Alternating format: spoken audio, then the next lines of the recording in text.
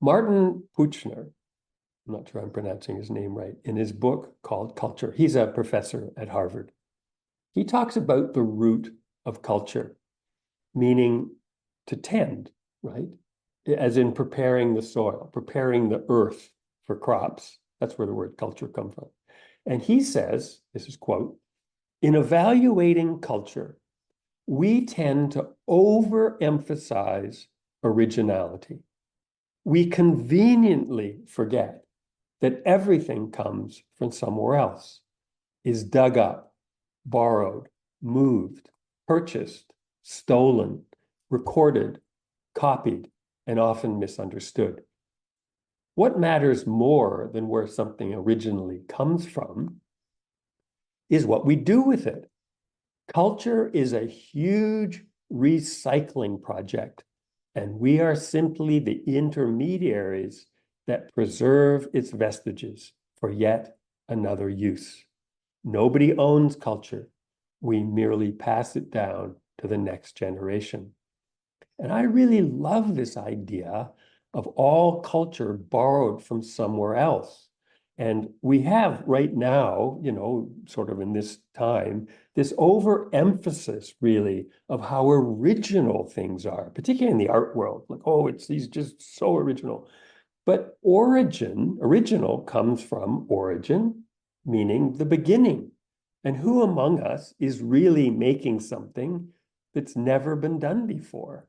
I mean, the point is, it's pretty unlikely. And according to this fellow, it's also not really that important. So we pull stuff from everywhere to make our art. It's not original. We're borrowing and stealing and amalgamating from everyone else. That's just the way it works. It's not a glitch, it's a feature of culture. So just yesterday, I was in a gallery here in LA. There was a show of a guy named Andrew Cranston, I think. He had some small paintings, which I didn't like so much, but then he had some big paintings, 6, 8 feet high. And I was just like, wow, I need to do something more like this. He had so many layers, beautiful different ways of sort of building up these big abstract. I mean, they were representational paintings, sort of. You could tell what they were, but they were just this so engaging the way they were painting. And I'm like, I need to do more of that. And if I do, of course, it won't look like his work. It'll pass through all the different things of who I am, and it'll be something else embedded in my painting. It's like Austin Kleon's book, Steal Like an Artist, or Picasso, I think. I'm paraphrasing this pretty dramatically, I think, but he said, like, okay, painters imitate, real artists steal, is why sketchbooks are such a good idea, because it gives you a way to work things out. The moment you put up a piece of canvas or a piece of watercolor paper, there's so many conventions and expectations attached to that, and what would we say, our ego, sense of whether it's going to turn out or not. But a sketchbook is just ideas, right? If something comes up to you, you just write it down. If it's a diagram, okay. If it's, the simplest little sketch, it's a place to work out creative directions without any major commitments. And importantly, not subject to a lot of judgment.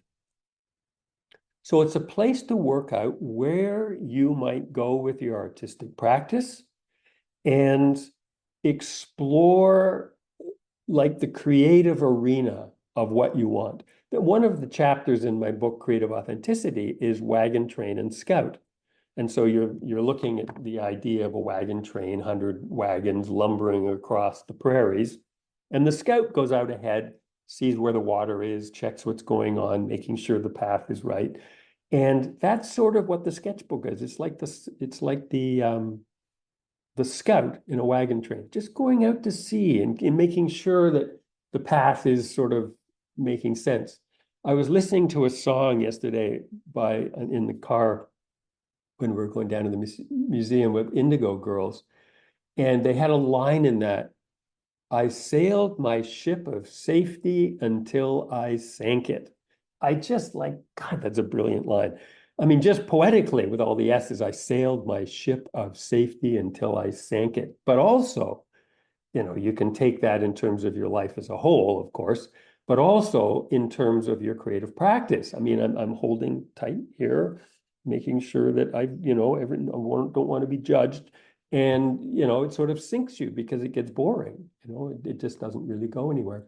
So I think that says a lot about how we might engage in our creative practice.